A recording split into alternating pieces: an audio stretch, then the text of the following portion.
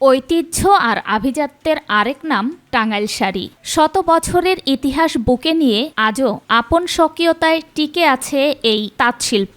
ঈদ ও পহেলা বৈশাখ সামনে রেখে দেশের বিভিন্ন প্রান্ত থেকে ক্রেতারা ছুটে আসছেন টাঙ্গাইলের পাথরাইল, করটিয়া ও কালিহাতীর তাঁতপল্লীতে।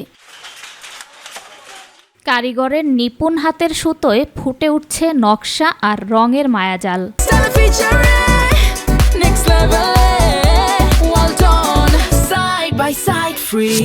জামদানি হাতে বুটা উন্নত কাপড় আমাদের এই ফ্যাক্টরিতে তৈরি হয়। ডিজাইন আছে, এনে ঢাকায় জামদানি আছে, গুটি কাপড় আছে হাতে। Vegetable dyeing, half silk, soft silk, muslin Jamdani, tussar, Katan, বাহারি সব শাড়িতে সাজানো শোরুমগুলো যেন ঐতিহ্যের প্রদর্শনী। ঐতিহ্যের সাথে আধুনিকতার সংমিশ্রণে বদলেছে ডিজাইন, বেড়েছে বৈচিত্র্য। টাঙ্গাইল শাড়ি দেশের গর্ব, তাই দেশীয় পণ্যের প্রতি আগ্রহ বাড়লে এই শিল্প আরও সমৃদ্ধ হবে বলে মনে করেন ব্যবসায়ীরা। দেশের মানুষ যদি দেশের উৎপাদিত দ্রব্য ব্যবহার করে তাহলে আমাদের এই শিল্পটা কিছুটা হলেও সামনের দিকে এগিয়ে নিয়ে যেতে পারবো।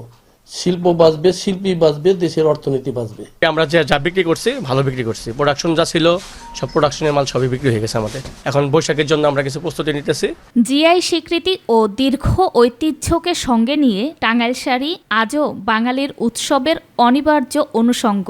সময় বদলায়, ট্রেন্ড বদলায়, তবুও টিকে থাকে ঐতিহ্য, আর সেই ঐতিহ্যের নাম টাঙ্গাইল শাড়ি। শবনম অবনী, মাই টিভি।